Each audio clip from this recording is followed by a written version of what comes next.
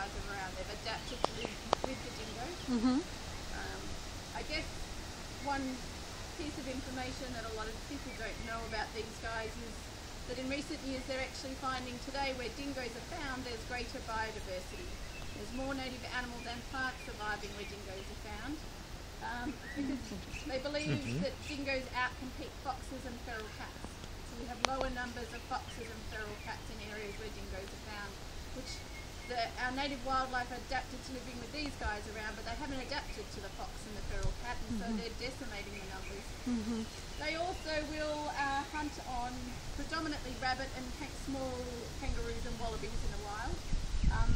And by keeping down the numbers of those herbivores, it also helps out the native vegetation as well. So you can see by having the natural topwater predator in the environment, they actually help with that, the balance. So they're good to have around. So we've actually got a lot of, well not a lot, but more research more than ever being done on the dingo to work out more about them so that we might actually be able to have them around farm areas but be able to live and work alongside them. And the biggest threat to them today is that they'll breed with dogs, and particularly feral dogs, sadly.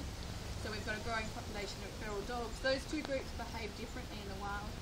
So if we can work out how to separate from and manage them separately from those groups, then it'd be great. We could let the dingo have them in areas where we know they're contained, we can live alongside them, and these guys could do the job that we don't even be able to find an answer to, and that's trying to control the fox and feral cat numbers and rabbit numbers. It's been a never-ending battle for us with those animals. So, and you know, maybe in some way we wouldn't have to have those massive macropod culls as well that we have throughout Australia. So it would be handy having them around. And you agree? Are they in Tasmania? No, and that's why you've got the Tasmanian devil still in Tasmania. It used to be found on the mainland. They believe, it's all speculation, but they do believe that the dingo outcompeted the devil and also the Tasmanian tiger before we arrived here. So they believe, I was saying 400 years, but someone said to me it was a couple of thousand years, so I need to go back and relook at my literature. It's interesting with a lot of historical events, particularly when it comes to natural history events. As we learn more, dates get updated, so I'll have to go back and look at some current literature to find out when they were last found on the mainland. They'll eat something that's died though, will they? So So they'll eat carrion as well. So I'm just started working with some devils. I guess when you weigh up the two animals, one devil versus one dingo, I don't think the dingo would actually fare all that well.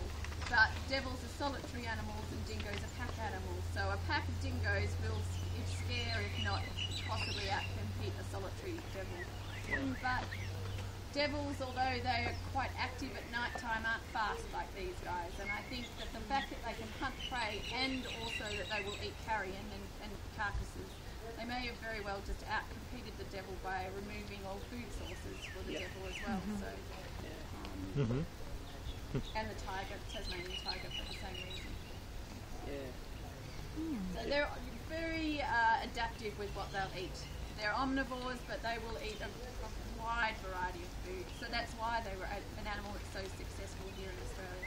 It used to be once found all over the mainland, and considering it's a pretty dry continent, it's quite amazing that they could do that. But they'll eat anything from insects all the way up to small kangaroo, wallaby, and fruit and vegetation that they'll come across as well. These guys love the cicada season. They love the cicadas. I know a lot of people say they're skinny, but for dingoes, they're quite well-fed dingoes. And if we're walking them and they hear a cicada in the bush, they go nuts for them. They just love them. Like treats for kids. Are they only that one colour?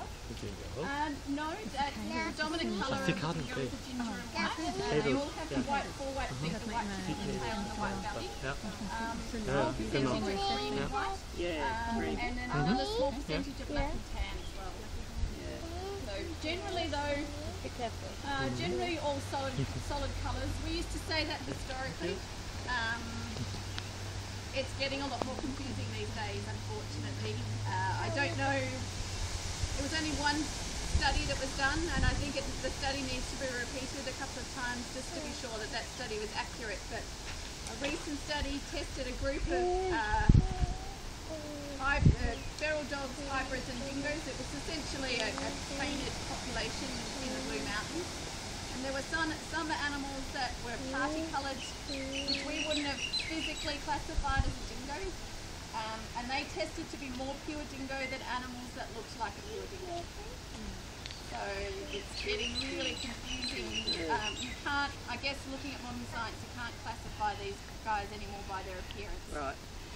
Nor so we used to do it by skull measurements. And even to a certain extent, DNA is becoming a little less reliable these days. At the moment, they're more classifying them in the way they behave in the wild. Because dingoes will behave differently to feral dogs. These guys will will pair for life and form a territory and raise their young in a territory.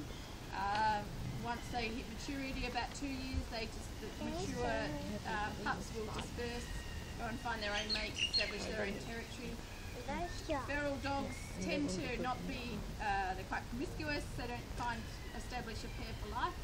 The boys don't help the girls raise the young, so they just kind of leave her to do the job.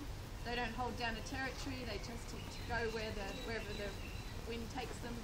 And they also form quite large groups, so you can have a group of adult feral dogs, whereas generally a pack of dingoes will be that mated pair, which are the adults, and the rest of it being their offspring. So, and feral dogs can get up to about 3 times as big as a dingo.